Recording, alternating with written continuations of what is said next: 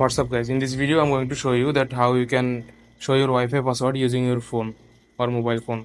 So let's jump into the video. What you need to do first is go to on your Wi-Fi network. After going to your Wi-Fi network, what you need to do is click on the settings. Please guys, make sure you watch the full video and every steps I'm going to show you so that you can find your Wi-Fi password using your phone. So after doing so, you have to click on QR code like that. After clicking on QR code, you can see here is an option save as image. If you don't have this option, you can just screenshot it like this. After taking the screenshot, we need to crack the password from this QR code.